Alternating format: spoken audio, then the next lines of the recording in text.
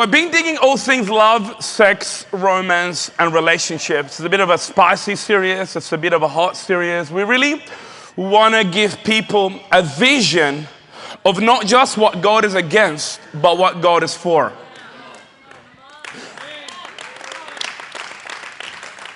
One of the biggest issues of the church in Australia, and it's kind of an English problem, we don't like to talk about certain subjects because they're very inappropriate, because they're very not polite, because they're not very socially acceptable. So we end up with a country and a nation for the last 100 years that was never ever discipled sexually. We literally have a nation called Australia where most Christians, most Australians have never, ever been discipled about their sex, their love, their marriage, their sexuality, and their identity. You end up with a nation with so many gay people, not because they're gay people, because I really do believe the church didn't really offer a vision and a picture that God is not here to ruin your sex, that God is not here to take away your fun, and God is not here to ruin your pleasure, because God is the creator of sex. I know most people don't know that. Most people cannot comprehend that sex is not a touchy subject. It's not a sensitive subject. God literally manufactured, created the gift of sexuality in order for you to enjoy. So I want to dig today all things love, sex, and romance. We've been in this series called Love is Blind, because love is blind. You tell me how, I'm like, dude, do you remember, have you ever had that friend, that's my mom probably, like they have that baby that looks like a crying, screaming alien, but they think they look very, very pretty. Like everybody knows, dude, that's a very ugly baby. I was that baby, ugly, mustache, screaming Arab, weird looking baby that my mom, because she loves me, thought I was good looking. But this is the nature of love. Love can be very blind, and love can be very stupid, and love can be so biased. You don't see people as they are. You don't see people as who they really are, but as who you like them to be, as who you perceive them to be, and as who you dream them to be. I always like to talk to couples. Like I'll be about to do the wedding, and I go to talk to the bride and the groom. I'm like, guys, are you guys sure about this? You don't have to. Like I want to go to that wedding where we have like that last minute moment when the bride, like, I'm not getting married. Have you ever been to those weddings? I've never had one of those weddings before, except mine. I fired my celebrant on my wedding day. The one time I got married. I'm a last minute planner. So on that night, I look at I was like looking at everything like, oh, I'm getting married tomorrow. I need to check what's happening. So I look at the schedule. I look at her speech. I'm like, I don't like this lady. She's not funny. She's not fun. So I'm like, hey, can you please stay home? David had the honor of firing my celebrant. She came and she was very angry at me. And then Brett did my wedding. Thank you very much, Brett. I had one of those funny weddings. The celebrant came. She was like, this is an illegal wedding. I'm like, I don't care. I always try to talk people. That's a true story, like no jokes. I'm very happy that my Nolene still married me. Like she was standing at the end of the aisle and she was like, are we getting married? Who's getting married? What's happening? Because she's like very planned. I'm a last minute planner. So the day before, I always do everything. But I always try to talk people out of their marriage, out of their wedding. I was like, hey dude, do you like her? Is she really pretty? Is he really that good looking? What don't you like about her? What are the green flags? What are the red flags? Because the Bible said it this way, desire without knowledge is not good. Wanting what you want without understanding the consequences, what you want, is stupid and naive. Being in love without understanding the ramifications and the consequences of that decision, of that wedding, of that marriage is very, very dangerous. So this is really my job when people start dating, is to talk them out of it. I'm like, can I try to get them divorced before they think about divorce? And it's very important because in the midst of love and in the context of love, people fail to critically analyze and see and comprehend what is really, really happening. And love is nice and love is beautiful and love is biblical. Yet in the midst of all this love, you need that godly wisdom and godly discernment in order to actually make the right decision, the God decision, the godly decision, so you don't just become another stat or another fact. You get into something, but you don't fully understand and comprehend the consequences and the ramifications of your decision. Today I want to dig from the book of Proverbs, one of my favorite books. It's a book of wisdom, but more than anything, it's a book of what you call applied theology. Applied theology. I like to talk about money, sex, and power. That's like my thing, you know what I'm saying? It's the basic pursuit of most men across the world. They're very instinctual. They're driven by money, stuff, greed. They're driven by sexuality, lust, and they're driven by power, politics. So every time you see me, I tend to, try to dig into this very controversial and unpleasant subject. I like to talk about the verses that nobody talks about. I don't know why, because my mom drove me as a kid, so my brain functions very differently. But today I want to speak from the book of Proverbs. I haven't preached for 2 weeks. I have a lot of jokes planned.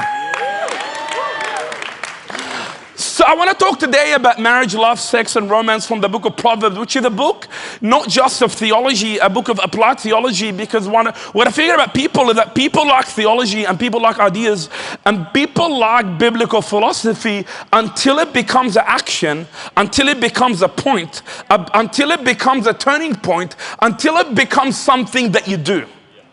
This is very important. People like the church. You all say the church shouldn't speak about politics. The church shouldn't speak about this. The church shouldn't speak about that. But what it really means, people like Christian biblical philosophy to the moment and to the point until it doesn't become an action. So the offense, the drama, the tension, and the reason people leave church is in that moment when your philosophy becomes a reality. It's when your theology becomes an action. It's when your belief system becomes a turning point. So what I like about the book of Proverbs, it's a very good book. It's a book of applied theology.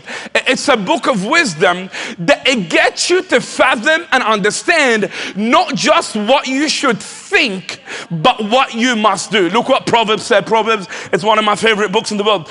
Proverbs 5 that said, let your wife be a fountain of blessing to you. This is very important because we live in a moment of time where Hollywood, with the sexual deviants, have decided and declared and manufactured what marriage, sex, and love is. We live in a moment of time where the gays and the LGBTQ across Australia have manufactured and designed what love, sex, romance is supposed to be. We live in a moment of time where it's very gay Prime Minister Albanese. He goes to a pride parade and he tells us what love and romance is. We live in a moment of time where the Quiz for Palestine will tell you, I want to be trans and gay, when they go to Palestine and they get chucked off a building. But we do live in a moment of time where the church has abandoned its place in making definitions for sex, morality, marriage, and pleasure. Because catch it, we're not just anti-gay and homosex.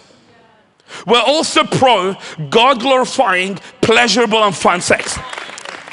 We're not here to ruin your fun, to take away your good times, to take away your pleasure times. We are here to give you a vision and a reality and a practicality.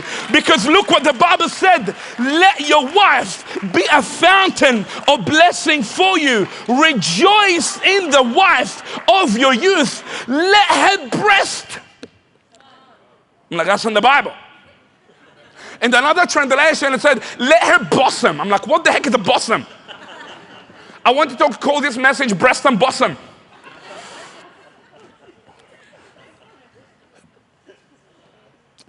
I prepared that sermon on the plane, so I was very close to God.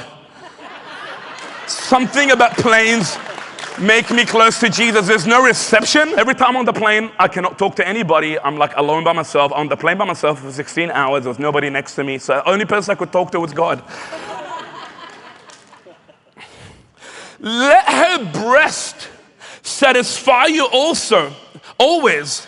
May you always be captivated by her love. This is very, very important because men make love to feel loved. Women need love in order to make love. This is very important because one of the biggest tensions of humanity is that God manufactured men and women in such a different way that men have sex to relieve their stress, but women need to relieve their stress in order to have sex. So when you want sex, your wife doesn't want to have sex. And when she wants to have sex, you don't want to have sex. And this really becomes a problem, and the tension in most relationships is that men make love to feel loved. Women need to feel loved in order to make love. So you end up with this very complementary yet contradictory two groups of people where we want to do the same thing in the opposite time. When she wants to do, I don't want to do. When she don't want to do, I want to do. So you end up with this very interesting relationship. And I want men and women to understand, fathom, and comprehend each other. Is that men and women are fundamentally different. They're fundamentally different. I like to have sex, then do my work. Women, on the other hand, they like to do the work, relieve the stress, clean the dishes, then maybe we should do it. Then maybe. So you end up in that very tense environment and very different environment when women want what they want, men don't want what they don't want, and when men want they want, women don't want to want. And that's why the Bible said you need to treat each other with understanding so that you can actually understand the difference. Because I want you to understand, this is very, very important.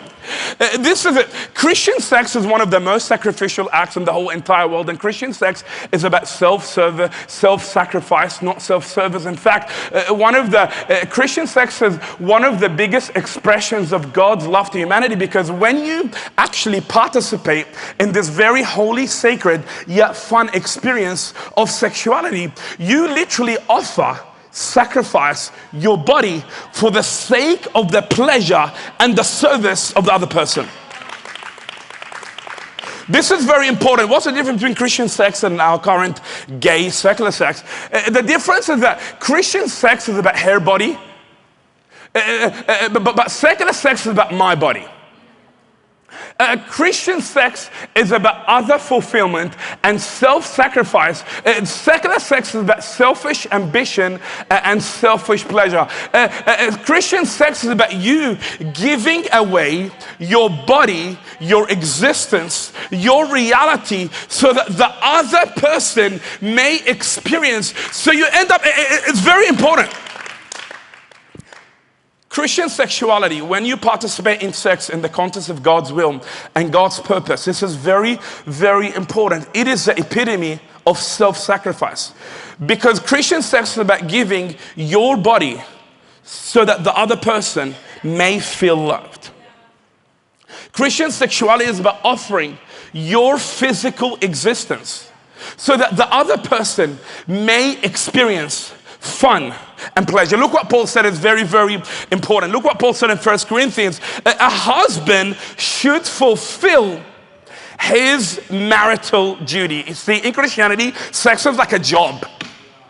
That's why women, even though you don't feel like it, if you know you don't want it, sexuality is not really about you feeling like it. It's not really about you wanting it. It's about you sacrificing in order to do it, because you are the only wife that your husband will ever have, and you are the only person that actually can satisfy and fulfill his deep and sexual needs. Sex is fundamentally a spiritual experience of self-sacrifice. That is why you don't need to feel like it. You don't need to want it. You just need to do it. According to the Bible, sex is a job.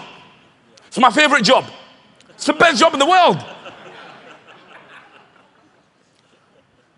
People also, what is your expertise in sex expertise? I'm like, I'm a man. I really like sex. That's my experience for the last 7 years. I was with my Catholic friend and she's like, hey, you should come back to the one true church. I'm like, no, honey. I like my wife. I like my life. I like my sex. I'm not becoming a Catholic priest. Thank you very much. I will never be Catholic. I want to be able to preach the gospel and have sex with my wife. It's like, I'm not coming back to the true holy apostolic church. You go there, I'm sweet. The husband should fulfill his marital duty. Catch it. Wives, you are the only wife your husband will ever have, and you are the only person that can actually fulfill and satisfy the deep sexual needs and desires of your own husband. It is your job. It is your duty. It is your responsibility. It's actually one of the reasons God entrusted you. And catch this, women, do not use your sexual gift to manipulate men. This is very important because that same gift of sexuality that God has given to every single wife in order to attract the husband, that when they look at like, oh my gosh, she's hot, she's beautiful, I want to get married. Quick side note to all my girls, if you sleep with your boyfriend, they're not going to marry you. You can't try it before you buy it. So it's really up to you. Every time I see a young girl, I'm like, it's your life. If you actually want to get married, do not sleep with your boyfriend. If you give them what they want, they will not marry you. Why did I get married? I liked Arlene, but I wanted to have sex. It's very simple. Like I'm like, why do I need to move out and pay the bills and go to work and have responsibility? It's very simple. God placed a sexual desire, a sexual need in every single man, and God placed emotional affection in every single woman. That is the reason men need sexual satisfaction, women need emotional connection. And that's what makes them attracted to each other. It's that sexual tension for the man and the emotional connection for the woman. God purposely crafted, designed, and placed these two desires with every single man and every single woman in order to attract each other, because opposites attract. Women need to feel loved in order to make love. Men make love in order to feel love. Men need sexual satisfaction. That's just our thing. Women need words and information. Men need to get physical. Women need to get emotional. Men think with their body. Women think with their heart. It's just a different reality. So women, make sure you don't use your gift to manipulate men, to destroy men in order to get love out of men. Because if you use sex to seduce a man, to get a man to try to manipulate, to get that man to like you, you will have to use sex for the rest of your life in order to keep that man in that particular relationship. And that is a spirit of Jezebel. It's a spirit of sexual seduction. You always find these girls wearing very, very tight clothes, very, very short dresses, very, very flashy, breasty objects. Like, man, why do I need to see you?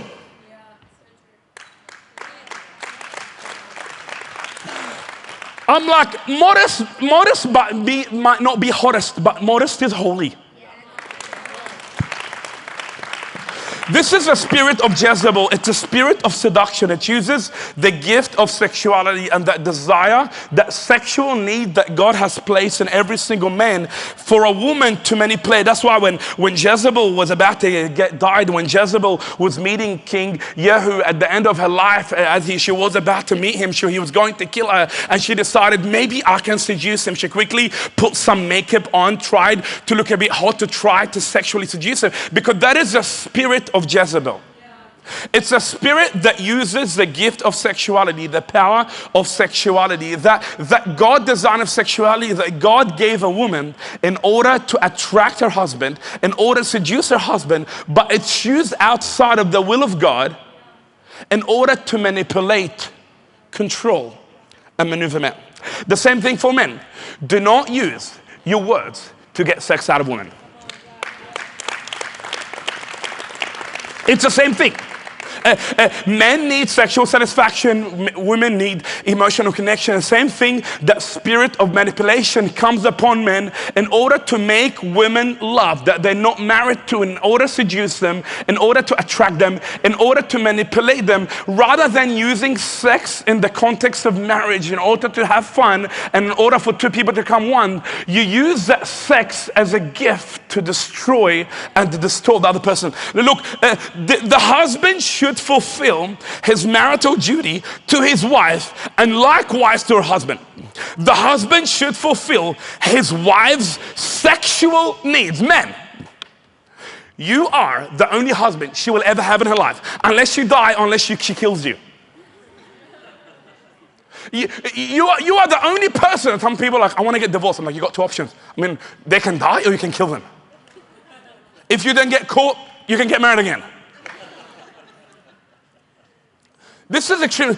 The husband should fulfill his wife's sexual needs, and the wife should fulfill her husband's need. This is very crazy. Look what the Corinthians said. It said, the wife does not have power over her body. You know, in feminist feminazi world, sex is power, sex is seduction, and sex is the tool of oppression. In the ancient pagan world, women were raped, men were rape women to exert their power. In feminist feminazi world now, women dress half naked in order to exert their power. It's a power play.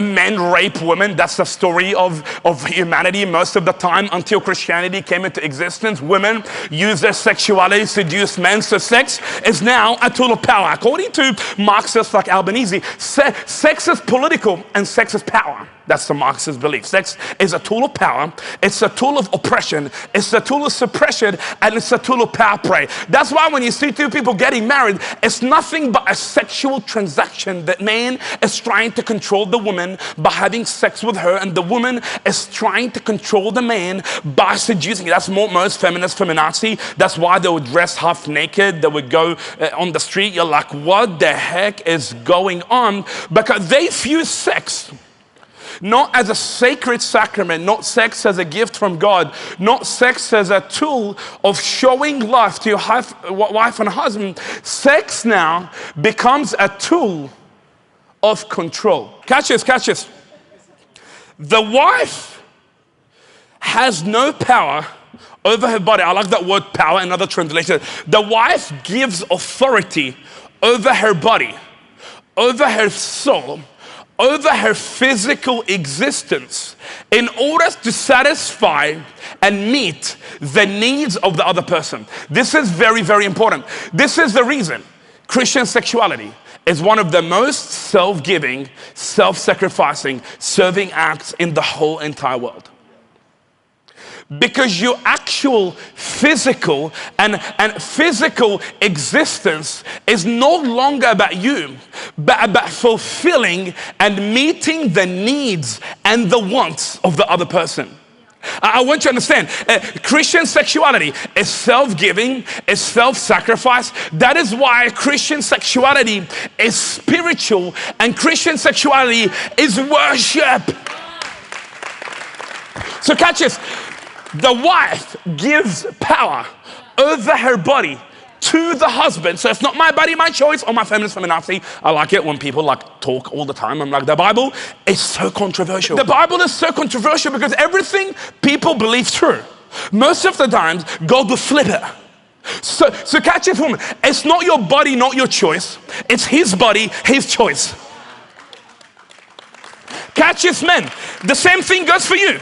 It's not your body, your choice. It's her body and her choice. In fact, God gets it the other way. The Bible said, husband, love your wife as you love your own body.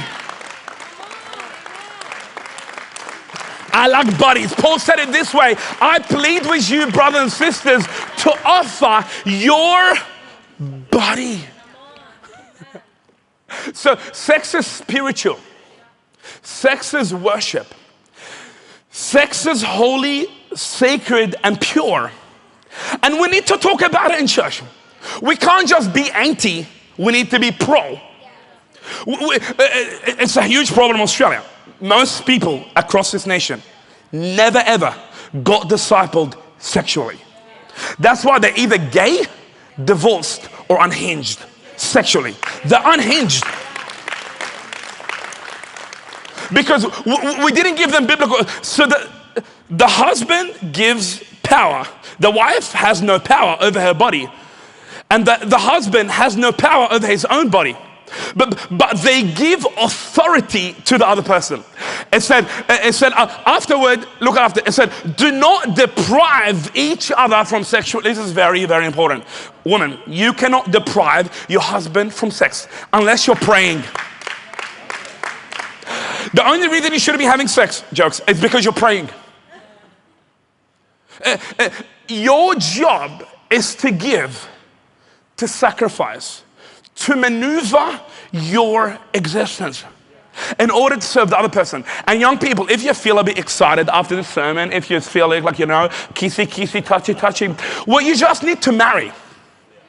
That's why Paul said, get married or burn. Marry or burn. This is, I know, if you're married, you're like, man, I can't wait to go home. If you're not married, like, what am I supposed to do here? I'm like, it's very simple.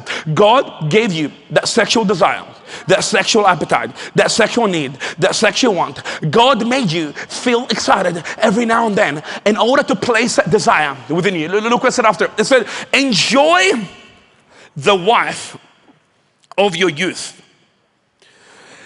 May you always be captivated by her love. I love that one in another translation. May you always be intoxicated, like drunk. That's the King James version, by her love. This is very important, you know. It's such a crazy experience for me. Me and Elaine were about to celebrate our 7th wedding anniversary last year. It's a very weird experience for us because as we wake up on that day to go and celebrate, it was the exact same day that Charlie Kirk was assassinated. It's such a weird, paradoxical, confusing experience for me because for the rest of my life, every day I'm about to celebrate the second most important decision I made, the second best decision I made, the second most consequential decision of my life, of choosing to love my wife and to make her my life, of choosing to make her, for the rest of my life, I'll remember this is my moment of joy, but also my moment of pain. Because I saw a young father, a young husband, get killed and butchered on the same day. It's not very pleasant. And it got me to understand and fathom experience that people do not fully understand and fathom the value of what they have until they look at the people that lost what they have. This is very important. I want you, husbands and wives and married couples, I want you to really fully understand, fathom, and comprehend the depth of this moment because most people do not understand the value of what they have until they look at someone that they don't have what they have. Most people don't comprehend the preciousness of what they have until they look to the side and see someone else that really wishes that they had that wife. They really wish they were able to go on that date. They really wish they had that kid. They really wish that they had the heart. Most people do not tend to fathom, understand, and comprehend and the value of what they have until they no longer have it. And this is a tragic of the human life and the tragedy of the human existence. We tend to understand full value of what we have until we no longer have it. This is why married men, your wife is very precious. Your wife is very valuable. Your wife is of an infinite worth, limitless net worth. Your God-given, God-gifted wife is very precious. And if you're a young guy and you want to get married, you need to understand you're going to have to give a lot. You're going to have to try to impress. You're going to have to try to captivate. Because the Bible said it this way: whoever finds a wife finds a treasure. I want you, all the men in the house, I'm talking to you today. All the single boys in the house, I'm talking to you today. All the husbands in the house, you quickly might lose perception and perspective of the value, of the worth, of the preciousness of what you have. This is what the Lord said. A man who finds a wife finds a treasure, and he receives favor from the Lord. This gets crazy because it doesn't just end there. It gets actually a lot crazier. Jesus said the kingdom of God is like a man who found a hidden treasure. And when that man found that hidden treasure, it said that that man went and they sold everything in order to buy that land in order to get the treasure. Oh, my married man, oh, my single man, this is the value of a wife. This is the worth of a wife. It's a limitless value. It's an infinite worth. It's an unending net worth. That woman, that wife that God has given you is so precious, and you will only tend to fully comprehend and understand the value of her when you no longer have her. Jesus continues the same thing. It said the kingdom of God is like a merchant, a very smart entrepreneur who likes to buy jewels and opals and pearls. It said that man found a fine and precious pearl. That man went to sell everything in order to capture the attention of that girl. Oh, my single men, I'm talking to you today. If you want that girl, if you find that God-fearing, Jesus-loving, Bible-following, Jesus-serving, church-building type of girl, she is so precious and she is so rare. You're going to have to work very hard in order to get her attention. You're going to have to work very hard in order to capture her heart. You're going to have to try very hard in order to get her attention. You're going to have to work very hard if you want it.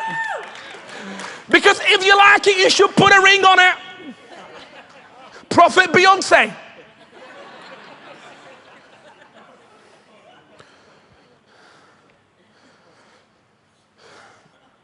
This gets created for married men. I want to talk to you. It said, who can find a woman of virtuous character? She is far more worth than rubies. This is very important. Husbands and wives, and husbands and men. This is very important. A wife is the second most precious, most valuable, most worthy thing you will ever get in your whole entire life. Most people don't believe in that. You got a lot of playboys, soy boys, gym junkies, body count men that don't understand and fathom that. No. A wife is the most precious. Who can find a capable and virtuous wife? She is far more precious than rubies. Her husband can trust her because she adds value to his life. Look what it said then. It said, her children bless her, and her husband say, her children bless her, and her husband say, there are many virtuous and capable women, but you surpass them all. Because charm is deceptive and beauty would not last forever. But a woman who fears the Lord, let her husband declare her deeds in front of the whole entire world. Honor her in the city gates. This is very important.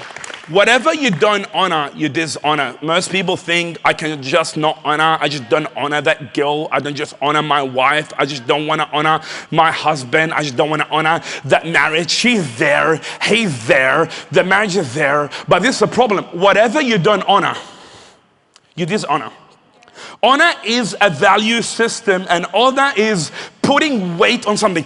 When you honor something, you put weight and value. We always like saying to church, honor is our choice.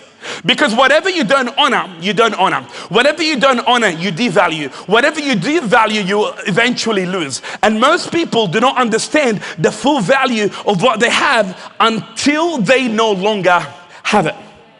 So honor is such a biblical thing. It's not just a leadership thing. It's not just a church thing. It's a dealing mechanism in order to build your marriage. Can I talk for a woman for a moment? The same thing goes for you, honey. I know I've been doing things to the man, but you need to catch us. You need to catch us. 70 to 80% of divorce in Australia and across the West is initiated by women. And the reason is because they're bored. I'm bored. They're bored.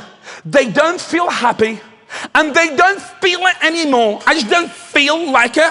I just don't feel like it. So there is an actual problem across the West of feelings. And this has been manufactured and initiated by the feminazi revolution. Did God really say? Did God really say? Did God really say that marriage is for a lifetime? Did God really say that marriage is a covenant? Did God really say that marriage is not of healing? Did God really say that you're supposed to stay in marriage until death and only death tears up heart? Did God really say? This is very, very important. Most women do not understand and fathom the value of their husband, the worth of their husband, the value of the marriage until they leave their husband for another man or another woman. What is going on? Until I researched, I got to figure out 36% of 40-year-old women that actually get divorced become lesbian. And it gets up exponentially. 50% of women that get divorced become lesbian. 75% of 60 years old women, when they get divorced, they become lesbians. So there's a lesbian problem in Australia.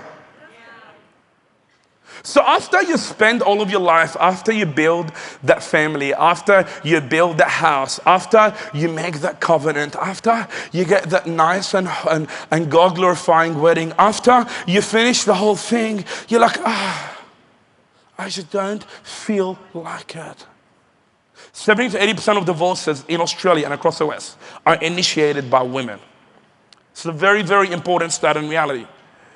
Women who lose the value and the worth and the preciousness of their man, not because they don't provide, not because they don't lead, not because they're not present, not because they didn't pay the bills, not because they didn't protect and provide, not because they didn't fight.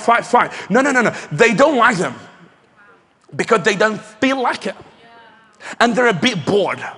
Look what the Bible said. It said, this is very important to all the women. Proverbs.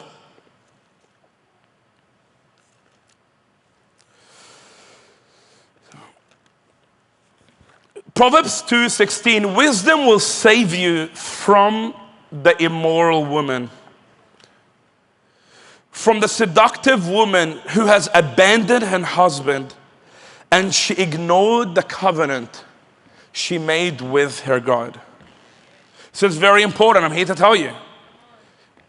Young woman, older woman, whatever woman you are, you will only tend to understand, fathom the value of your husband when you no longer have him.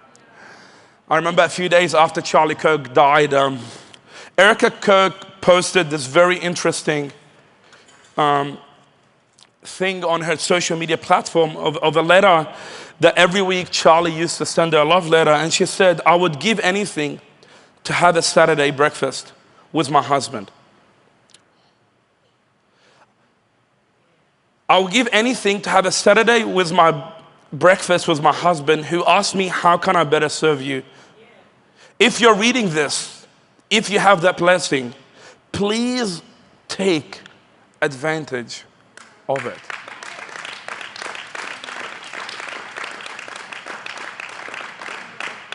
People do not value what they value until they see someone one that they value. People do not value what they value until they see someone else lost what they value and now they realize what I value is not really that important and what I don't value is the most important. People don't value what they value until they find someone that it's their prayer, it's their dream, it's their wish for them to have what they have, and then they fully understand and comprehend. So, oh my women, stop the drama.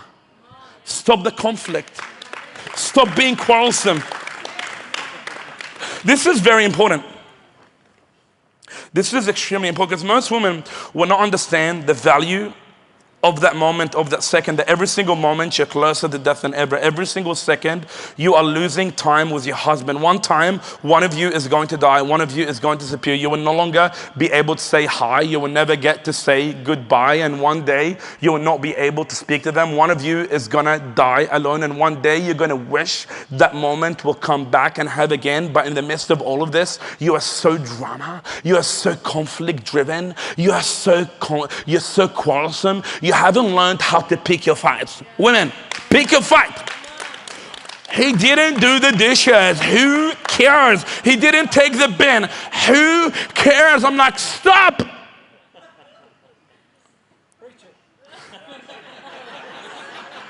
Look what the Bible said. Hey. Look what the Bible said. The Bible said it is better to live alone in the wilderness. It is better for the man to be lonely and depressed in the desert than to be with a quarrelsome woman. This is crazy.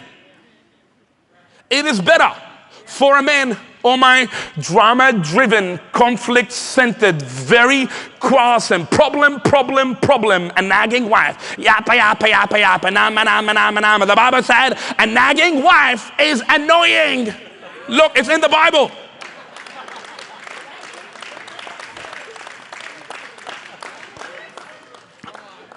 A nagging wife is annoying. Stop being annoying.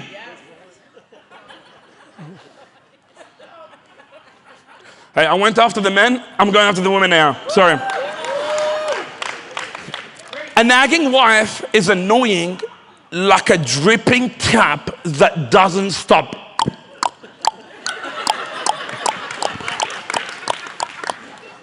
It doesn't stop. And God is like, please make it stop. But it doesn't stop. This is my point. Women, you will only fathom, comprehend the value and the preciousness of that moment because marriage is fun. Marriage is supposed to be very fun. Marriage is not this conflict, drama-driven propaganda that Hollywood has been feeding you, unlike what sexually deviant and the LGBTQ sexually perverted cult and Albanese, gay Benese, and all the socialist gay prime ministers that we had for the last 30 years told you. Marriage is beautiful. And marriage is fun. Marriage is so fun because what is marriage? Marriage is a friendship. Make memories, have fun, have sex, and enjoy your life. It's not that hard. It's really not. You'll be shocked how easy marriage is. Marriage is friends with benefits. That's like your wife is your friend, your wife is your girlfriend, your wife is your best friend that you get to have sex with. It's not that hard. It's not that horrible, and it's not that bad. Make memories, have fun, enjoy the wife of your youth, have sex, have lots of sex, travel, take photos, make memories, have fun. Don't make your marriage drama-driven, conflict-driven, not what you agree on. This is a woman problem. Women have a problem. They always to focus on what they disagree on, not what they agree on. They're like, who run the world? Girls. I'm like, no, I do not want girls to run the world. Have you ever worked for a woman before? Oh my gosh. I'm like, stop. Stop talking. Like, can we focus on what we're doing? Marriage is a lifelong friendship with lots of sex. Write this down. Marriage is a covenant friendship with benefits. Marriage is fun. Marriage is a lot of fun. And the devil, Hollywood, and the gay LGBTQ, and the godless culture that we live in has marketed the anti-marriage propaganda so hard that people don't no longer understand and fathom. Marriage is a very holy sacred and precious gift from the Lord, because whoever finds a wife finds a treasure, and he receives favor from the Lord. That's what the Bible said. The Bible said a father may give a big inheritance, but only the Lord can give an understanding wife. The Bible said, enjoy the wife of your youth. May you always be intoxicated by her love. I remember the first time I met one of my awesome pastors, Pastor Mark Driscoll. It was 2 or 3 years ago, 2024 in Phoenix, Arizona. And the first question he asked me, it's not how is Echo, or how was your church, and how big is Echo, and what's happening in Echo. The first question he asked me, how is your marriage? How long are you guys been married for? And are you guys still friends?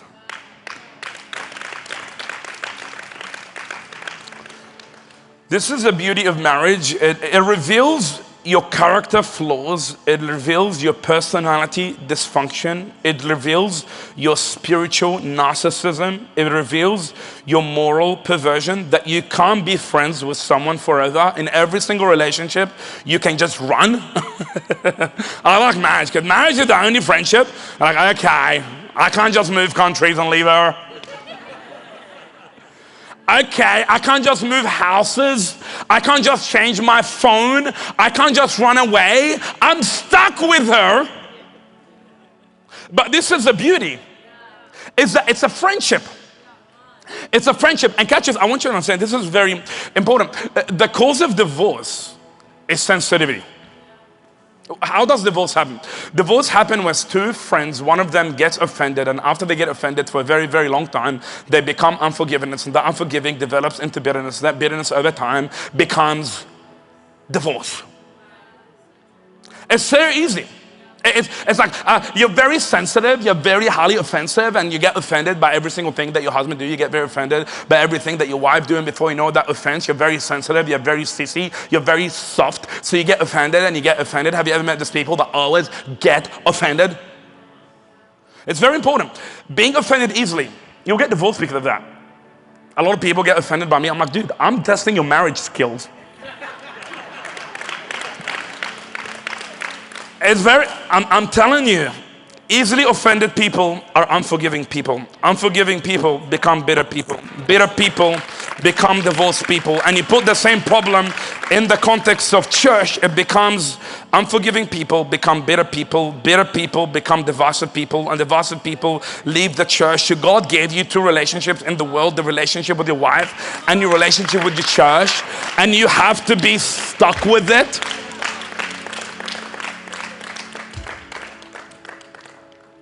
Marriage is simply a friendship. A forever friendship. A lifetime friendship. A covenantal friendship. A friendship and a family that you get to choose, and a friendship and a family that God gives you the expectation to be stuck for. That is why marriage is for godly men. Dating is for little boys. People are like, oh, marriage. I'm like, yeah. If you can't get married, if you can't stay married, you have moral perversion, spiritual narcissism, character flaws. You haven't learned how to deal with your issues. For the rest of your life, you're going to be alone, lonely, and you're going to die alone on your bed.